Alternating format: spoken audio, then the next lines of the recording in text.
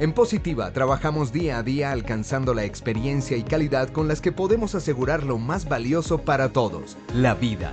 Pensamos en tu bienestar y en el de los que más quieres. Por eso creamos un amplio portafolio de seguros de vida y riesgos laborales. El respaldo del Estado colombiano, la solidez financiera de nuestra compañía y cobertura a nivel nacional son cualidades únicas que nos permiten ser la aseguradora de todos los colombianos. Tu vida está llena de momentos especiales y sueños por cumplir. En Positiva te acompañamos en cada uno de ellos, asegurándonos que lo vivas al máximo. Al igual que tú, siempre buscamos lo mejor para las personas que más queremos. Para ti y para ellos, creamos un portafolio de seguros de vida que te permiten disfrutarlos mientras construyes un gran futuro. Entendemos que la vida está llena de imprevistos, por eso en Positiva nos encargamos de ellos con seguros de accidentes personales, seguro exequial, accidentes personales, generación positiva, que se adapta a las necesidades de cada institución educativa, entre otros. Igualmente acompañamos a los grupos de personas que comparten necesidades de aseguramiento similares con los mejores seguros de vida grupo para empresas, cooperativas, asociaciones, entre otros. También estamos presentes en uno de los momentos que más anhelas, tu pensión. Con nuestra opción de renta vitalicia, tú y tus seres queridos que estén próximos a pensionarse pueden contar con una mesada para toda la vida. Siempre estamos conectados con el fin de darte todo lo que necesitas. Nuestros canales de atención están dispuestos y capacitados para asesorarte con las respuestas y soluciones que buscas en cualquier momento. Positiva, la aseguradora de todos los colombianos. Hola, hola, bienvenidos a todos nuestros asistentes. Soy Lina Garzón y les doy la bienvenida a nuestra Red Nacional de Comunidades de Enseñanza y Aprendizaje en Seguridad y Salud en el Trabajo. Hoy los quiero invitar a esta importante acción educativa. Los dejo con nuestro experto del día de hoy. Bienvenidos. Muy buenos días. ¿Cómo están ustedes el día de hoy? Espero se encuentren muy bien. Mucho gusto. Mi nombre es Jorge Andrés Cruz Laverde. Soy experto en el tema de higiene industrial y vengo acompañando a Positiva Seguros en su ruta del conocimiento para su gestión en cuanto a los conocimientos de los peligros físicos. Hemos venido desarrollando eh, a lo largo de este año en la ruta del conocimiento, hemos venido desarrollando todo un proceso en cuanto al conocimiento de los peligros físicos que debemos tener, por lo cual iniciamos con los procesos basados en las energías mecánicas y hoy arrancamos un nuevo ciclo basado en las energías térmicas. Nuevamente les doy la bienvenida a nuestra ruta del conocimiento sobre factores de peligros físicos. Como primera medida, y siempre recuerdo cada 15 días nuevamente que es el concepto de la higiene industrial. Entonces debemos entender que la higiene industrial es una disciplina encargada de identificar, evaluar y controlar los contaminantes de origen laboral que producen enfermedad. Entonces debemos nosotros muy bien delimitar esa parte, en indicar cuándo nosotros podemos presentar por nuestra interacción con el ambiente y lo que hay presente en él un proceso de enfermedad. Es así. Entonces, bueno, como les decía, nuevamente mi nombre, ahí tienen mi correo, mi celular si desean, y hoy vamos a hablar sobre calor, temperatura.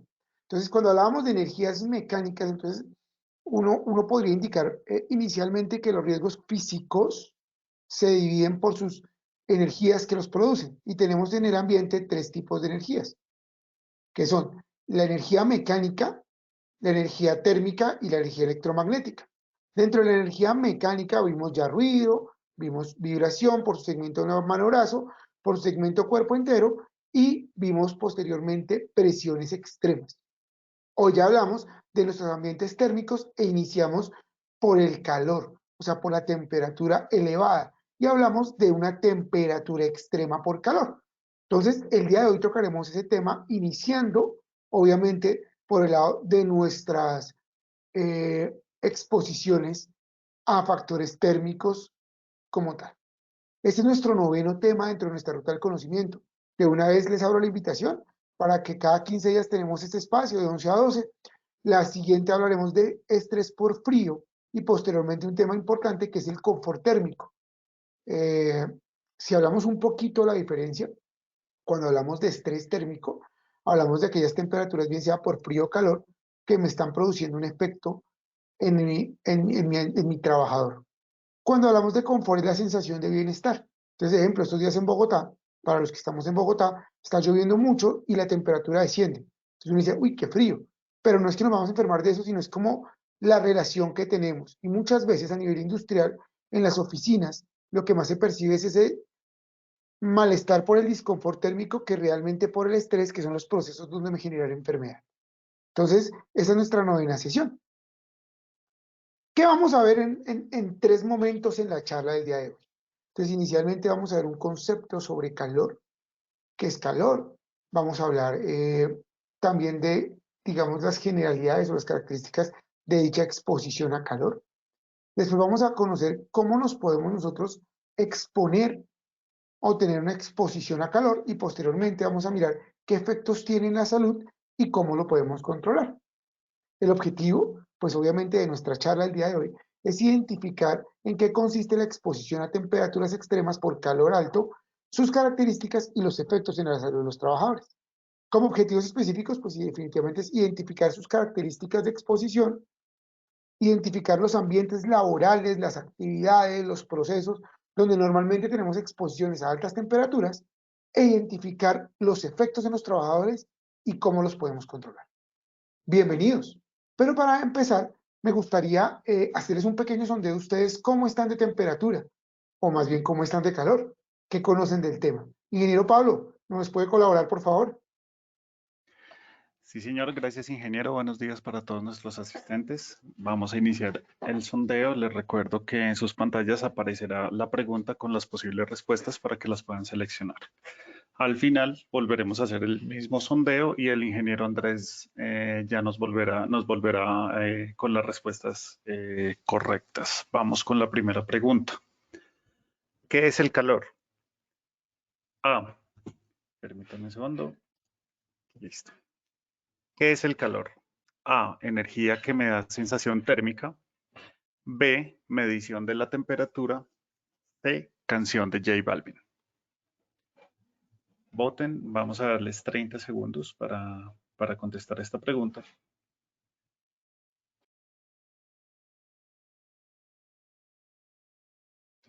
Últimos 10 segundos.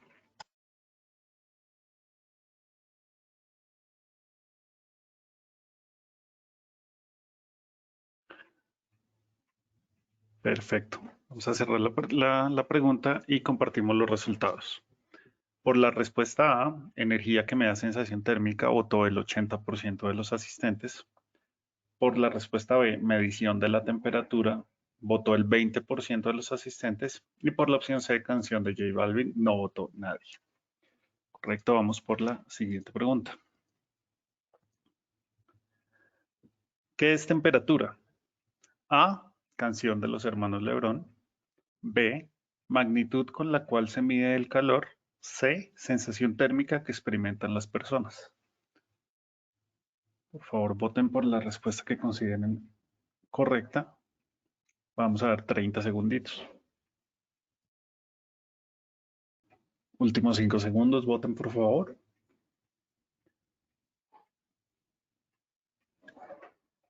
Listo, cerramos. Compartimos las respuestas. Por la opción A, canción de los hermanos Lebrón, no tuvimos votos. Por la opción B, magnitud con la cual se mide el calor, el 71% de los asistentes votó. Y por la opción C, sensación térmica que experimentan las personas, 29%. Vamos con la tercera y última pregunta de este sondeo inicial. ¿Qué es estrés térmico? A, la depresión que nos da cuando se tiene calor. B, efecto de calor que da por mal genio. Y la opción C, efecto fisiológico dado por exposición a alta temperatura. Voten por favor, 30 segundos.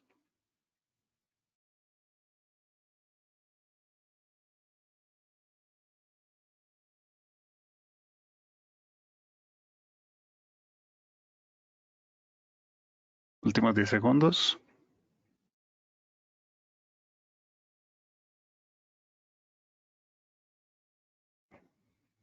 Perfecto, vamos a cerrar la pregunta y compartimos los resultados. Por la opción A, la depresión que nos da cuando se tiene calor, votó el 13%. Por la opción B, efecto de calor que da por mal genio, el 4%. Y por la opción C, efecto fisiológico dado por exposición a alta temperatura, votó el 83% de los asistentes. Listo, ingeniero, por favor, puede iniciar su presentación y ya al final volveremos con el nuevo sondeo. Muchas gracias, ingeniero Pablo. ¿Me puedes confirmar si ellos están viendo mi pantalla y la cámara, por favor? Sí, señor, acá lo estamos viendo. Ok, muchísimas gracias. Es que aquí no me deja muy bien apreciar a mí el tema. Perfecto. Denme un segundo, por favor, y ya arrancamos. Listo. Entonces, ¿qué es un peligro físico? Nuevamente les deseo recordar. Un peligro físico son distintas formas de energía que están generadas por fuentes concretas y que los trabajadores normalmente por su tarea o su trabajo están expuestas a ellas. Estas energías pueden ser mecánicas, térmicas, electromagnéticas y provocan diversos efectos entre sí. ¿Qué es el estrés térmico? Entonces, antes de esto, miremos qué es calor. Cuando uno habla de calor, calor efectivamente es una energía en el ambiente que se transporta e interactúa con los trabajadores por medio de transferencias de calor. Más adelante les explicaré cuál es el fenómeno de transferencia de calor.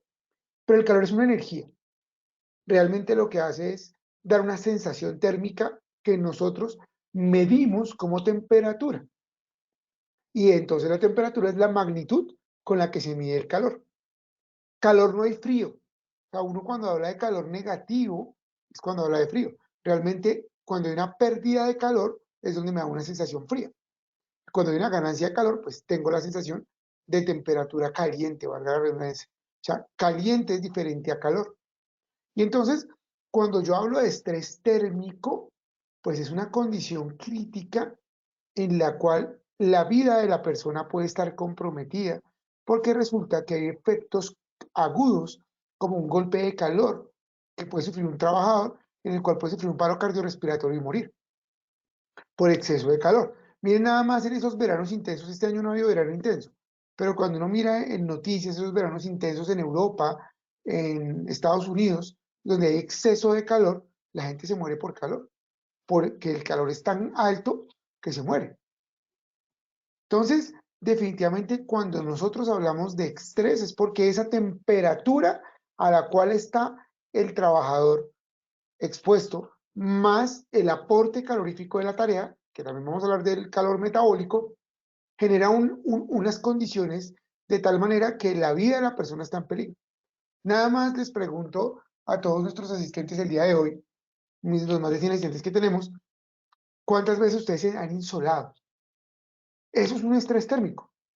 No sé, nos fuimos en Bogotá, inclusive un día de sol muy radiante, aparte de la quemadura, pues obviamente por los rayos ultravioleta, que nos puede dar dolor de cabeza, vómito, malestar, se han desmayado, y esos procesos pueden ser tan evolutivos que se pueden desarrollar.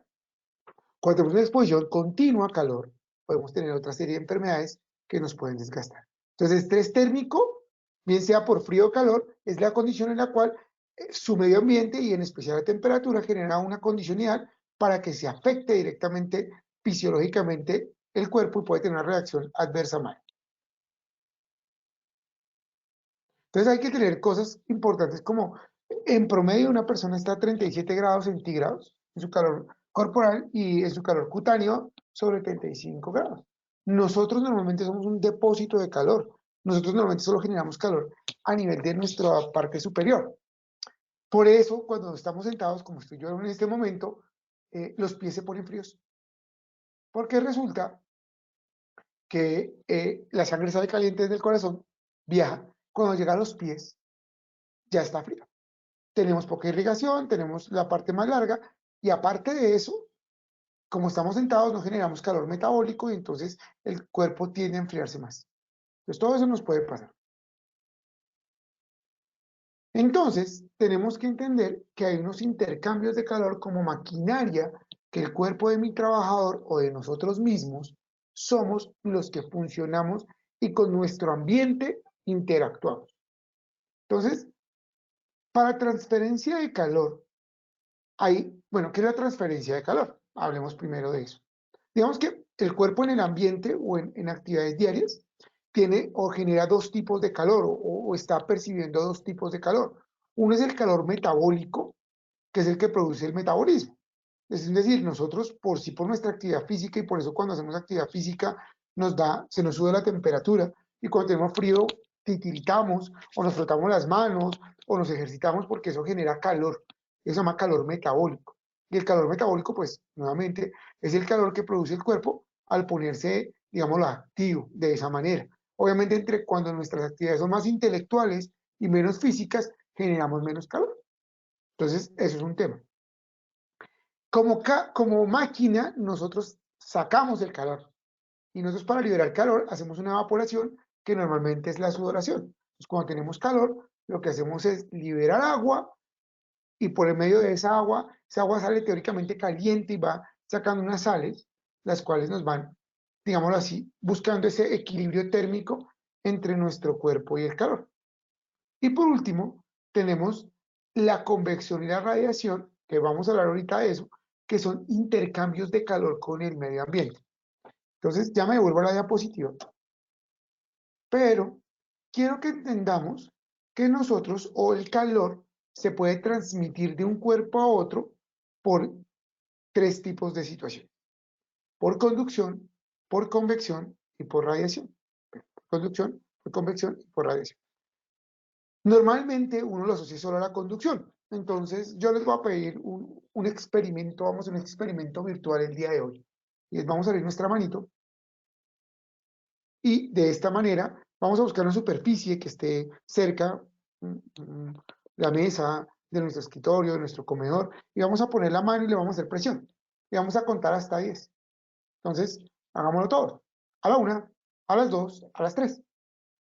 10, 9, 8, 7, 6, 5, 4, 3, 2, 1. Ahí tenemos. Entonces, fíjense cómo, si ustedes sintieron y colocaron la mano, nuestro cuerpo estaba a 35 grados. La mesa debe estar a temperatura ambiente, unos 16, 18 grados centígrados, si estamos en Bogotá. Y apenas la pusimos, sentimos frío en la mano. Pero a medida que pasa el tiempo, nuestro cuerpo, que estaba más caliente, empieza a ceder temperatura a la superficie y si lo dejáramos más tiempo, llegará a un punto de nivelación. Eso es transferencia de calor por conducción. ¿Por qué se llama conducción? Es cuando un cuerpo caliente cede a un cuerpo que está a menor temperatura, energía calorífica por medio de contacto. Eso es transferencia de calor por conducción, cuando está en contacto. ¿Por qué, volviéndonos un poquito acá, no hablamos en esos mecanismos de intercambio de calor en el ambiente por transferencia de calor por conducción? Porque si yo toco una parrilla que está a 80 grados centígrados, a 100 grados centígrados, pues lo que va a tener es un accidente y un quemonazo. Entonces, eso no es parte del proceso de enfermedad, sería un accidente con una superficie caliente. Lo que tenemos posteriormente son, llamémoslo así, las transferencias en las cuales no tenemos un contacto directo con el trabajador, con el ambiente, sino lo que tenemos es un contacto teóricamente indirecto. Y entonces, ahí lo que tenemos o lo que debemos revisar es la convección y la radiación. Entonces, la convección es cuando tenemos un fluido caliente y llega otro fluido frío, o digo, un cuerpo caliente. Tenemos un cuerpo más frío, pero aquí, para que pase ese calor del frío al del caliente al frío, existe un fluido que lo lleva. Para mí el ejemplo más práctico es cuando hacemos un baño de María. Cuando los que tenemos hijos o de pronto en algún proceso, un baño de María, ¿qué es? Ponemos una ollita con agua, a esa agua la calentamos y después sumergimos lo que queremos calentar. Entonces fíjense que la llama es la que genera calor y calienta el agua. Y el agua es el medio o el vínculo que lleva el calor de la llama hasta lo que deseo calentar, o sea, el cuerpo frío. Entonces, eso es una convección. ¿Cómo funciona en el ambiente? En el ambiente funciona por medio de la humedad relativa y el aire, que son los dos fluidos de la atmósfera. Entonces, ahí, digamos, no sé si ustedes, bueno, de pronto voy a nombrar poblaciones que podemos tener en conocimiento: Villavicencio, eh, Barranca Bermeja, el Chocó, donde son zonas húmedas y entonces el bochorno es demasiado fuerte. ¿Qué es el bochorno? El bochorno es el calor que transmite el medio ambiente hacia las personas o hacia, digamos, los receptores por medio de la humedad. Y como la humedad es tan alta, pues se pega al cuerpo y entonces uno vive todo el tiempo húmedo y como sudoroso. Eso es de las cosas que genera más estrés térmico. Ese calor, ¿cómo se llamaría? Ese calor eh, que genera, llamémoslo así, insatisfacción en mi trabajador. También el aire, como fluido, puede llevar la temperatura. Digamos que los ambientes térmicos, uno diría valorarlos muy bien porque los ambientes secos, o sea, cuando tengo exceso, digamos, de eficiencia de humedad, entonces produce otro tipo de cosas como resequedad en las mucosas, resequedad a nivel de la piel, resequedad a nivel de ojos. Entonces puede producir otro tipo de patologías. Entonces no se te puede que tener ni muy bajito ni muy alto. Eh, digamos que ese es el principal medio de transferencia de calor del ambiente y el otro es el calor radiante. Entonces, el sol, por lo menos, produce ondas electromagnéticas cargadas de calor. Y por eso, digamos, en Bogotá, muchas veces cuando amanece muy frío, uno sale y como hay rayo de sol, como que uno lo calienta. Y uno dice, ¿por qué? Porque obviamente tiene esa carga calorífica. Hay que entender, por lo menos, que en tierra caliente, por este efecto, uno no se pone ropa oscura. ¿Por qué a uno le recomiendan no ponerse la camisa negra en tierra caliente? Porque las ondas electromagnéticas en los cuerpos oscuros no se refractan, sino se concentran. Entonces, ese calor proveniente no del ambiente, sino de la radiación calorífica es la que se concentra en los cuerpos negros.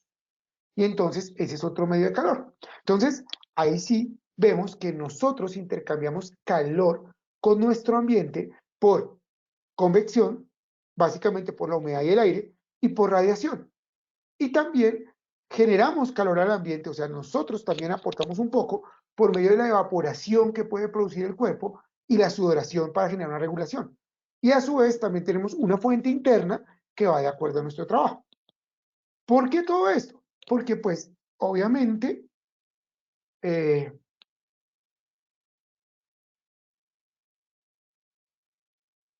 estos ambientes son los que nos pueden afectar y entonces uno debería mirar cómo se regula nuestra exposición. Miren que aquí el calor puede ser hasta el calor ambiental. Entonces hay que ver algo muy importante aquí, mira la legislación. Entonces, resolución 2400/1979, que es el Estatuto de Higiene y Seguridad, que ya cumple 42 años.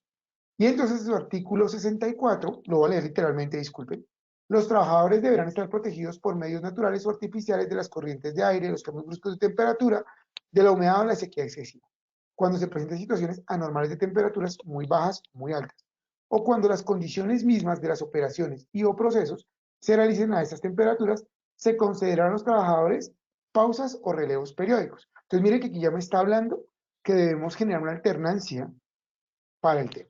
Parágrafo. Para realizar la evaluación del ambiente térmico, se deberá tener en cuenta el índice WGT. Entonces, esta es una cuestión bien importante, porque es el único método que la legislación me dice es con este. Cuando uno habla de otros agentes físicos, iluminación, temperatura, digo, ruido, vibraciones, campos electromagnéticos, no me dicen el método de lectura. Bajo esta resolución sí me está diciendo que para medir calor extremo debo utilizar el índice WGT, que ya les voy a explicar qué es, ¿cierto? Que dice que es calcular la temperatura húmeda, la del globo y la seca, y que obviamente se debe hacerlo de esta manera. Bueno, también habla de la tensión térmica, del metabolismo y obviamente de los cambios. Hay algo también muy importante y entonces esto se complementa con algo que es el decreto 2090, el cual habla de los pagos por pensiones especiales. Y un pago de pensión especial es efectivamente el pago por exposición a calor. Entonces, si yo tengo una persona que está expuesta a calor porque estamos en un horno, vamos a hablar de Acerías Paz del Río. Entonces tengo el alto horno y ahí tengo unos horneros y ellos están expuestos a calor. A ellos tenemos que verificar si debemos cumplir con los pagos o lo que nos indica el decreto 2090 de pagos especiales. Y obviamente para técnicamente determinar si esa persona está expuesta a calor o no, la legislación me dice que debemos utilizar el índice WGT. ¿Y por qué viene esto? Porque es la forma de evaluarlo. Entonces, ¿qué es el índice WGT? El índice WGT es, o ¿qué significa la sigla WGT? Wet Bulb Glove Temp. Wet Bulb quiere decir la temperatura de bulbo húmedo y Glove Temp la temperatura de globo. Si ustedes se dan cuenta, yo tengo un sensor ahí de estrés térmico en la diapositiva. Hay unas temperaturas que uno mide cuando está con este equipo. Y entonces, lo que quiere decir estos equipos básicamente miden 3 temperaturas, como decía la legislación. Temperatura de bulbo húmedo, temperatura de bulbo seco y temperatura de globo. La primera es la varillita del centro, que es la temperatura de bulbo seco, la temperatura ambiental. Entonces, es la temperatura que todos conocemos, a la temperatura ambiente. Y se llama técnicamente la temperatura de bulbo seco. Cuando yo les hablaba de la convección, ¿se acuerdan que les hablaba de la humedad y que era lo que más afectaba? Eso se mide por medio de la temperatura de bulbo húmedo. Y la temperatura de bulbo húmedo es medir la temperatura, pero con el 100% de humedad. ¿Cómo se logra esto? Si ustedes se dan cuenta, en la fotico hay una especie de copita. Entonces, por dentro tiene como un palito. Ese palito es un termómetro común y corriente, y ese termómetro uno le coloca como una mediecita por encima. Y a esa media está obviamente en esa copita, y esa copita uno la llena con agua. Entonces, claro, la tela se entrapa y genera obviamente una humedad del 100%, y entonces lo que estoy es midiendo cuánta temperatura hay con un 100% de humedad. Entonces, eso se llama temperatura de bulbo húmedo. Y tenemos la temperatura del globo, que ustedes se van a dar cuenta. Nuevamente, en un extremo tenemos un ping-pong negro grande, un globo, y dentro de ese ping-pong está un termómetro. Eso es de una cerámica especial y es un negro mate para que no brille y tiene una circunferencia determinada por el método en el cual, obviamente, al tener una circunferencia de 360 grados, lo que quiere es captar todos los rayos o todas las ondas electromagnéticas que generan calor y concentran. Entonces, lo que está midiendo ahí es el calor radiante. Entonces, tenemos, nuevamente, temperatura de bulbo seco, que es temperatura ambiental, temperatura de bulbo húmedo, que es la temperatura medida con el 100% de humedad, y la temperatura de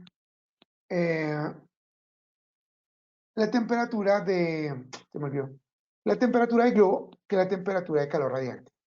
Entonces uno lo coloca, uno técnicamente lo mide en el momento de mayor exposición, porque normalmente un criterio de higiene es medir en la condición más extrema, y con ende uno, si la controla, pues las condiciones más estándar van a estar menos medidas.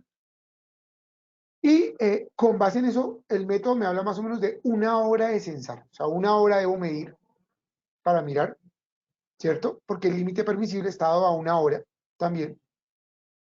Y calcula el índice WGT, que son 2 fórmulas muy sencillas que están ahí. Aquí hay una condición que debemos entender para saber qué fórmula cojo. Si lo tengo a la intemperie, es decir, si tengo influencia de luz natural, o si lo tengo bajo techo y no tengo radiación solar. Si está bajo techo, se llama el WGT interior, que es la fórmula que está arriba, y es nada más ni nada menos que la temperatura de bulbo húmedo por 0,7 más la temperatura de globo por 0,3. Muy sencillo. Uno censa durante la hora, eso saca un promedio de esas temperaturas, y al paso de esas temperaturas, uno toma el dato y con ese trabaja. Si estamos en exteriores, la fórmula cambia. Entonces, si tengo radiación solar, yo siempre coloco en mis clases en las universidades, digo que un pueblo frío como Barrancabermeja, donde están construyendo una carretera, y ahí tenemos a una persona asfaltando, los que ustedes no saben, el asfalto cuando se está maleando para que quede la capa en la ruta, en la carretera, está más o menos a una temperatura entre 120 y 150 grados centígrados. Entonces imagínense el calor de Barranca, la humedad de Barranca y el piso a 150 grados centígrados. Es una condición extrema de exposición. Entonces ahí, pues obviamente tengo que tomar la iluminación, o sea, el ambiente. Entonces dice que el WGT externo es igual a 0,3, digo 0,7 por la temperatura de bulbo húmedo, más 0,2 por la temperatura de globo, más 0,1 la temperatura de bulbo seco. Y entonces uno lo toma. Normalmente nuestro cuerpo, en esta parte, disculpen, es la radiación térmica y uno debe ubicar el equipo a la altura del pecho del trabajador. Hay unos casos puntuales, como ejemplo una cocina, donde yo cuando cocino puedo tener estrés térmico. Imagínense ustedes, no sé, Cartagena, Barranquilla, día domingo, donde todo el mundo va a comer a un restaurante, 2 de la tarde, plazoleta de comidas, una cocina pequeña y las parrillas a todo dar. El calor ahí es insoportable. Y cuando uno mide, se da cuenta que como el calor de la parrilla va de la cintura para arriba, hay una diferencia de más de 5 grados entre mi pecho y los pies. Cuando pasa eso, uno tiene que hacer censar al mismo tiempo en 3 niveles, en cabeza, en pecho y en pies. Y entonces hace el cálculo, independientemente sea interno o externo, y dice que el WGT de la medición es una vez el WGT de la cabeza, más 2 veces el del pecho, más el cálculo de una vez el de los pies. Todo dividido en 4. ¿Por qué le dan el 50% al pecho? Porque, como les digo, los órganos vitales y toda la termorregulación del cuerpo humano está en el pecho. Entonces, por eso se le da más peso al otro, pero esta carga térmica diferencial puede tener algún efecto. Pero solo se mide en el momento en que, como les indico, pues tenemos alguna variación térmica grande. De resto no, de resto simplemente medimos a la altura del pecho. Y medimos, y entonces aquí tenemos que hablar de esto. Esta es la tabla de los límites permisibles del método WGT actualmente. Entonces, si se dan cuenta, aquí tenemos dos rangos. Van a ver una tabla que dice límite de acción y una tabla que se llama TLB, que se llama valor límite permisible en español. Y esos son generaciones. Si ustedes se dan cuenta, tenemos en las columnas el tipo de trabajo. Entonces uno tiene que, realmente lo que les decía, ahí es donde uno se da cuenta que el calor metabólico puede influir. Entonces no es lo mismo el supervisor que está echando ojito, venga, ¿será que el señor está trabajando o no? Al que está de pronto cavando una zanja en Cartagena, dándole con la pala, porque es que aparte del calor del sol, pues también tiene el esfuerzo físico. Entonces, de acuerdo, hay unas tablas donde uno califica si es trabajo liviano, moderado, pesado, muy pesado. Y entonces baja por la columna. Y en la hora tengo que ver el régimen de trabajo. Muchas veces el régimen de trabajo está dado por la actividad. Hay actividades donde dicen, trabajan 15, descansan 15, como de pronto en la minería a cielo abierto, como en Cerrejón o en Drummond. O de pronto ni siquiera lo hacen directamente, sino toman micro descansos para tomar aire. Entonces, uy, no, es que estaba paliando y paré 2 minutos, me tomé un vasito de agua y sigo trabajando.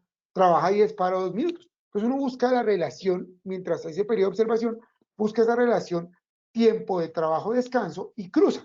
Entonces uno cruza por la fila el tiempo de descanso-trabajo y por la columna el tipo de carga metabólica y ahí encuentra el valor. Entonces uno dice, para calificar el estrés térmico, si está por debajo del límite de acción, quiere decir que estamos bien, no hay estrés térmico. Puede que haya disconfort térmico. O sea, es decir, yo me siento con bochorno, pero ese calor no me va a enfermar. Cuando está entre el límite de acción y el valor límite permisible, dice, ojo, hay una condición que posiblemente pueda afectar a alguien porque no todos somos iguales. Yo soy una persona, tiendo a ser obeso, fui muy obeso, pesé 130 kilos, y pues obviamente una persona obesa tiene una batería de grasita y entonces el calor es susceptible. Entonces yo puedo enfermarme o me puede dar un golpe de calor mucho más rápido que una persona que uno llamaría friolenta. Entonces ese rango es para tener medidas de cuidado sin llegar a estrés térmico. Cuando ya me da por encima del valor límite permisible, ya está expuesto a calor, ya tengo que hacer medidas de control, pero aparte de hacer medidas de control, pues definitivamente tengo que empezar a considerar lo del decreto 2090, que en este tema de calor por temperaturas extremas es delicado. Entonces, hay gente que no se da cuenta de eso y toca hacer unos estudios complementarios, un concepto médico y consultar muchas veces con la parte legal de las empresas para saber si hay necesidad de un obligatorio cumplimiento de eso, porque eso implica una inversión y una serie de cosas. Entonces, de esa manera es donde tenemos transferencia, cómo se evalúa y cómo tenemos. Entonces, ¿Qué nos puede dar la incidencia de calor? Entonces tenemos que hablar, ya dentro de nuestros momentos hablábamos de las actividades típicas en las cuales podemos tener estrés térmico. Bueno, hay un tema de sobreconcepto, estamos en el trópico. Entonces, en el trópico, digamos que la idea del estrés térmico es no por el tema de fuentes, no por el tema ambiental. Es decir, yo no puedo decir que la persona que está trabajando en Cartagena por el rayo del sol está expuesto a estrés térmico, o si no, a todos los trabajadores de Cartagena se les pagaría 20.90. Si no es porque de pronto está allá, pero aparte de eso trabaja en una caldera. Ah, no, es que tengo una fuente radiante, ¿sí? Y en eso hago claridad mucho sobre este tema. Entonces, ¿qué nos puede generar calor? Un hacinamiento. Muchas veces podemos llegar al no punto de estrés, pero sí un disconfort tenaz cuando hay muchas personas en el mismo sitio. Cuando tenemos infraestructuras metálicas, entonces en muchas empresas donde tenemos, bueno, ya no hay tanto, pero teja de zinc o teja de esta de aluminio, obviamente se calienta y demás. Cuando tenemos falta de ventilación también. Y pues obviamente todo lo que nos genera vapor y fuentes radiantes. ¿Qué tipo de actividades normalmente? Entonces vamos a hablar de hornos de fundición normalmente de arena, básicamente, cuando hacemos cocciones, cuando hacemos entonces cocciones de ladrillos, fundiciones para vidrios, para envases, tenemos todo lo de metales, entonces toda la parte de fundición de metal, pues obviamente tengo ese tipo de fuentes, ¿cierto? Algunos procesos de cocción, entonces cuando tengo de pronto alimentos y demás, que utilizo cocciones altas, digamos, no sé, una empresa de pastas puede tener hornos de cocción a una temperatura alta, procesos con humedad como los de telas pueden generar exposiciones, ¿cierto? El calor, muchas veces las fuentes, como les digo, el tema de trabajar con materiales calientes como el asfalto, ¿cierto? Me pueden generar un calor radiante. Y pues, las estufas, ¿sí? La parte de cocina, todas esas actividades son muy típicas de estrés por calor. Claro, no quiere decir que cuando yo no esté expuesto al ambiente no pueda generarme un síncope por calor, porque si yo trabajo sin protección, sin regularme en Cartagena, así sea, no sé, hablemos de un oficio humilde pero muy gratificante como una persona que barre calles y no me protejo, me puedo estar desmayando por la tarde porque puede haber un calor muy grande. Entonces también tenemos que tenerlo. ¿Qué efectos podemos tener entonces nosotros en esas actividades cuando nos enfrentamos al calor? Pues aumento en nuestra frecuencia cardíaca. O sea, empezamos normalmente a tener una descompensación cardiorrespiratoria, ¿cierto? Y podemos tener una vasodilatación, entonces podemos producir edemas. Entonces empieza, digamos que a la sangre ser muy líquida y se puede, digamos, fluir, puede relajarse el cuerpo, ¿cierto? Por lo mismo que disminuye la tensión muscular y entonces pues nos puede generar también calambres, ¿cierto? También de ese tema, ¿cierto? Vamos a tener sudoración, podemos empezar a tener ya afectaciones a nivel cognitivo, de no coordinación, podemos empezar a tener ya por la no coordinación, la falta de alteraciones en la frecuencia cardiorrespiratoria y el incremento en la parte, digo, cardíaca y respiratoria, podemos empezar a tener fallos a nivel fisiológico hasta el punto en que me puedo desmayar y un paro cardiorrespiratorio y la muerte. Eso se llama un golpe de calor o una epirexia.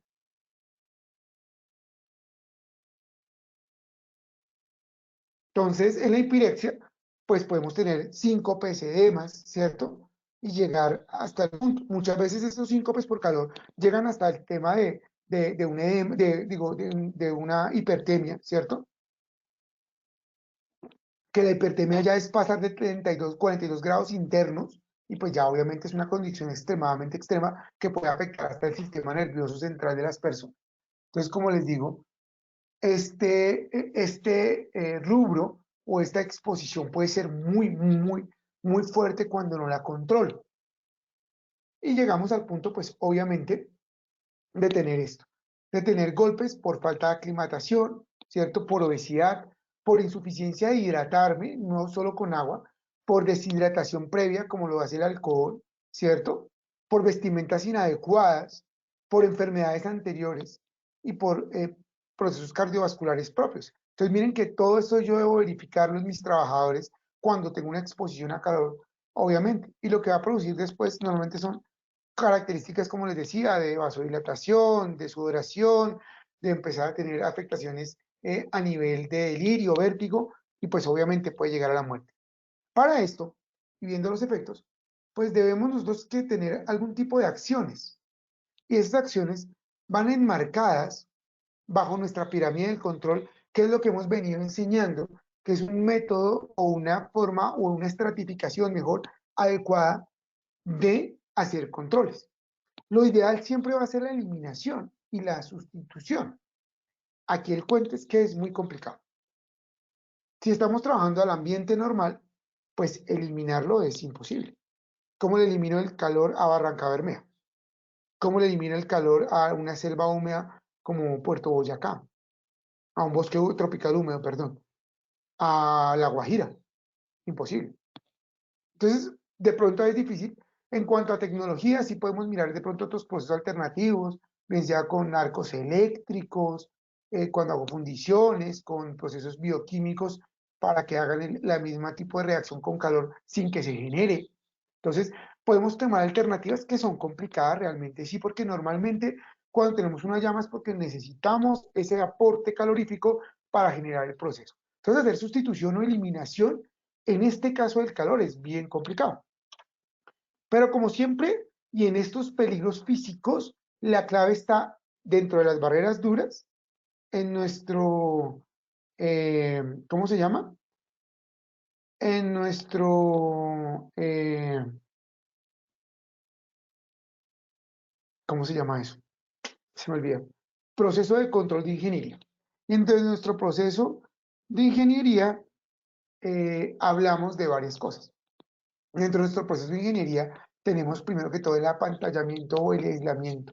Entonces, si yo tengo una fuente radiante y lo puedo aislar, muchas veces genera mayor eficiencia dentro del ambiente, es mucho mejor, me genera mayor actividad, o sea, es más eficiente el proceso y no afecta tanto al medio. Bien sea porque a la máquina le pego el apantallamiento o coloco mamparas de algún tipo.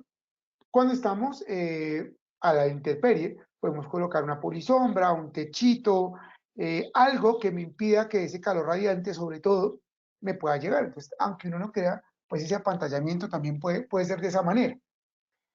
Cuando hablamos de ventilación, pues obviamente si yo tengo una concentración de calor y sobre todo en sitios cerrados, el aire lo que va a hacer es bajar esa temperatura, porque lo va a arrastrar y va a diluir. Ahí tenemos dos características que es de las cosas más adecuadas. El problema de eso es si afecta el proceso.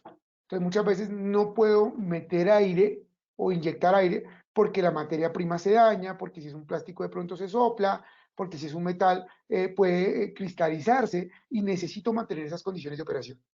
Entonces si necesito mantener esas condiciones de operación, pues es imposible. Entonces uno también tiene que ver, pero aquí entonces puede pasar algo importante y es, ok, si yo no puedo aislar el proceso, aíslo a mi operario. Entonces en muchos sitios donde tengo fuentes generadoras altas, cribas, reactores, lo que no tenemos es que el ambiente térmico en planta es caliente, pero los operarios normalmente al automatizar el proceso están dentro de una cabina y la cabina está con airecito acondicionado y lo mantenemos bien. Entonces miren cómo podemos hacer un tipo de ingeniería al respecto sobre, primero, pues si podemos diluir, perfecto. Pero si no podemos diluir en el aire, lo que hacemos es entonces en el ambiente, en el trabajador. Y obviamente, si no podemos de pronto diluir, extraerlo.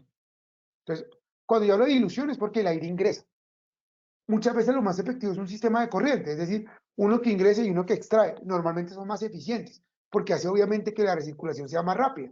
Entonces, por un lado, busco extraerlo, por el otro inyecto, y muchas veces uno aplica principios de calor básico, como que el aire caliente tiende a elevarse y el aire frío está en el suelo. Entonces, lo que hace es que el aire se inyecta por el suelo y eso hace que desplace el aire caliente hacia el techo y en el techo tengo salidas o extractores que me ayudan a evacuar rápidamente ese aire caliente. Eso funciona como un sistema de recirculación. Digamos que ahorita también por el COVID está muy de moda hacer ese tipo de sistemas. ¿Y por qué por el COVID? Porque pues obviamente esto me ayuda a recircular. Y tenemos ya las barreras duras, donde yo siempre les he dicho que el control es lo más importante, se deben complementar con las barreras blandas. Aquí las barreras blandas hablamos de dos tipos. Aquí los elementos de protección realmente son efectivos, son costosos, pero son efectivos, pero lo más idóneo son los administrativos. Entonces, los exámenes clínicos y establecer un biotipo y de condición física es adecuado. Una persona que tenga, que ejemplo, patologías a nivel osteomuscular expuesta a calor constante, como una artritis, una artrosis, puede generar un proceso generativo más rápido. Una persona con hipertensión, con diabetes, puede ser susceptible al calor, entonces puede tener un choque térmico más fácil. Entonces, todo este acondicionamiento de un biotipo físico adecuado para esas personas que desarrollen esos trabajos debe ser idóneo. Un entrenamiento en la tarea. Entonces, cuando yo hablo de un entrenamiento en la tarea, quiere decir que debemos, obviamente, abarcar la tarea de tal forma que yo la pueda hacer de la manera en que menos me exponga, en que haya una rotación, y entonces aquí habla de la vigilancia de los tiempos de exposición. Cuando uno trabaja a altas temperaturas, lo recomendable es hacer ciclos de trabajo de 15 a 20 minutos y ir rotando personas. Entonces pueden trabajar por cuadrillas de 2, de 3, irlos moviendo de tal manera que el que esté expuesto a calor extremo lo haga por un periodo de tiempo corto y el otro pueda estar recuperándose, y también en la labor de vigía, como lo que propone la norma de espacios confinados, para en caso de que pase un accidente pueda socorrer a sus compañeros. Entonces es entrenamiento, y hay algo muy importante que tocábamos también en la sesión pasada con el tema ¿cómo se llama? De presión extrema, que es el tema de aclimatación. Y entonces la aclimatación o la inducción a aclimatarse, es que yo no puedo, por más que esté aclimatado o que viva en el sitio, meter a una persona a un alto horno de primeras, porque si no está acostumbrada, se va a marear. Entonces uno tiene que hacer una inducción a esa exposición de forma paulatina. ACGH recomienda hacerlo en 3 semanas. La primera semana se hace una inducción al 50% de la jornada. Es decir, si yo tengo que estar 8 horas trabajando en el horno, solo voy a trabajar 4 y las otras 4 las hago de otra manera. Y lo que se hace es un seguimiento médico de temperatura corporal, presión arterial, vigilancia en sintomatología para saber si el calor está afectando al trabajo. Pasamos la primera semana, vamos a la segunda semana, hacemos un entrenamiento al 75%, donde no llegamos al 100%, le subimos un 25% más, 3/4 partes de la jornada, y lo mismo, vigilamos médicamente. Y ya la tercera semana hacemos exposición completa, o sea, las 8 horas de trabajo o las que sea la jornada, pero seguimos con la vigilancia médica para garantizar que en la exposición completa tenemos ese adecuado comportamiento fisiológico de la persona. Entonces miren cómo tenemos formas de inducir a la persona al calor para verificar que esa aclimatación sea adecuada. Es importante también esos controles administrativos, que cuando tengo exposición a temperaturas extremas, debo hacer aclimatación de ingreso y salida. Yo he visto casos en los cuales ingresan personas a ambientes térmicos muy fuertes, de fríos como el de Bogotá en la mañana, y entonces tienen un choque térmico y se desmayan. O conozco un caso de una persona que está en una planta en Soacha, donde hacen fundición, salió a comer a las 3 de la mañana porque estaba en turno de noche y estaban en época de heladas, y cuando salió por el choque térmico tuvo una parálisis que afortunadamente eso es reversible, pero efectivamente se le paralizó la cara. Entonces, tenemos que tener unos tiempos de aclimatación cuando tengo esa variación térmica, para llevarlos del frío al calor y posteriormente para salir del calor hacia el frío. De acuerdo, obviamente, con un choque que debamos tener, se considera un choque térmico más de 10 grados. Entonces, si yo estoy adentro a 30, 35 grados en operación en un horno y voy a salir a 10 grados en Bogotá a las 6 de la mañana, que pueden haber, pues tengo un choque térmico de 25 grados, y eso sí me puede generar algún tipo de afectación instantánea. Por último, y lo más importante en cuanto a esos controles, digamos, blandos, son los elementos de protección personal. Aquí, pues, hay mucha variedad de acuerdo a la actividad: trajes aluminizados, trajes con Kevlar, trajes con materiales refractarios. Lo importante de esto es, primero que todo, pues, proteger a mi trabajador completamente, que tiene que ser cabeza, toda la parte facial. Entonces, miren que uno tiene que trabajar con escafandras, con gorros que nos protejan toda la radiación térmica, guantes, zapatos, ¿cierto? Pero que me garanticen la exposición.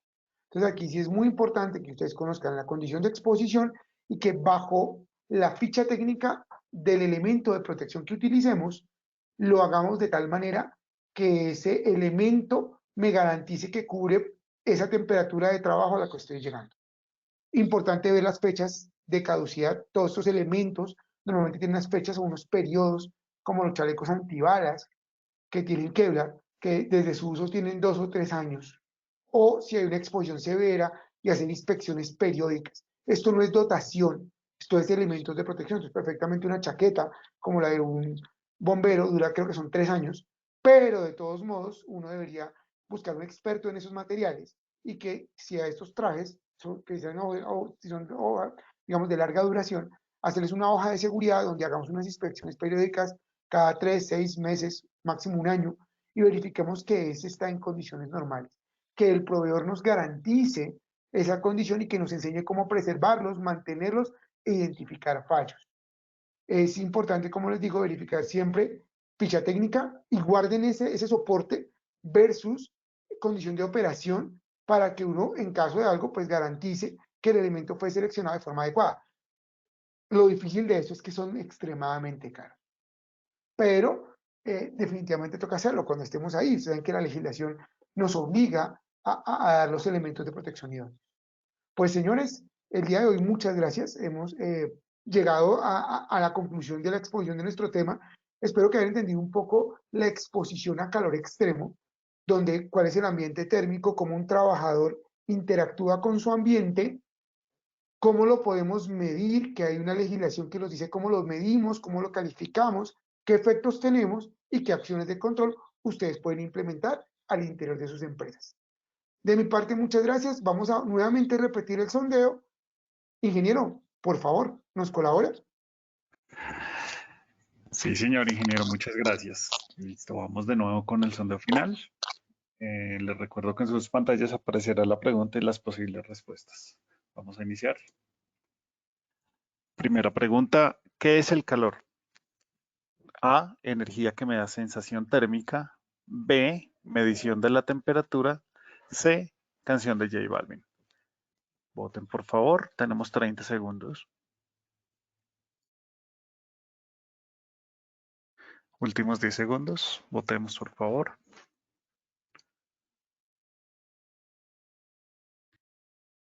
Perfecto, cerramos la primera pregunta y compartimos las respuestas. Por la respuesta A, energía que me da sensación térmica, votó el 89%. Por la opción B, medición de la temperatura, 11%. Y por la opción C, canción de J Balvin, no tuvimos votos. Ingeniero, por favor, cuéntenos cuál es la respuesta correcta. No, la respuesta correcta y de acuerdo con la mayoría es una energía que nos provee calor. Es definitivamente un componente energético que está presente en el ambiente. Eso es calor. La temperatura es la magnitud que la mide. Perfecto, ingeniero, muchas gracias. Vamos con la segunda pregunta. ¿Qué es temperatura? Opción A, canción de los hermanos Lebrón. Opción B, magnitud con la cual se mide el calor. Opción C, sensación térmica que experimentan las personas. Voten por favor, tenemos 30 segundos.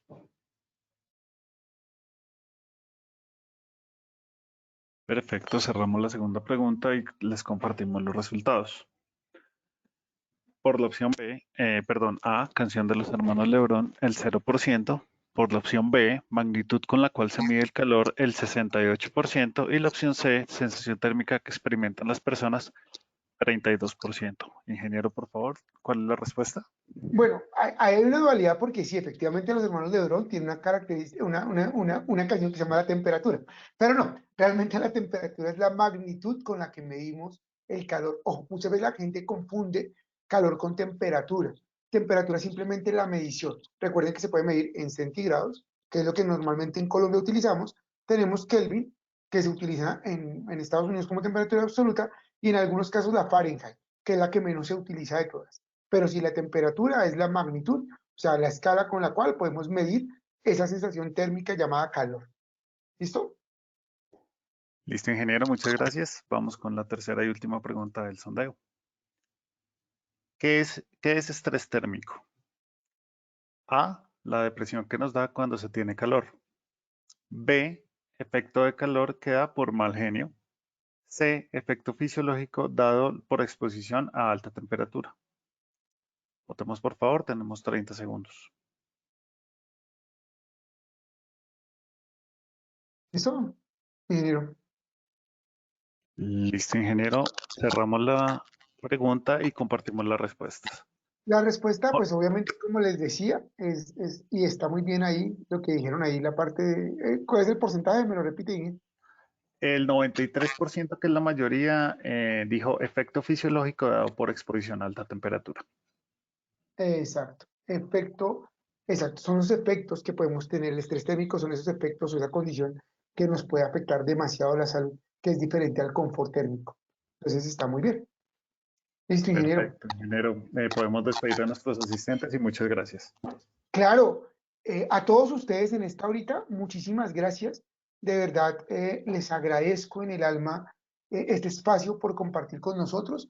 Creo que es algo muy importante que sigan con nosotros en estas travesías. No olviden que van a encontrar en la Posipedia mucha información que podemos tener sobre todos esos factores.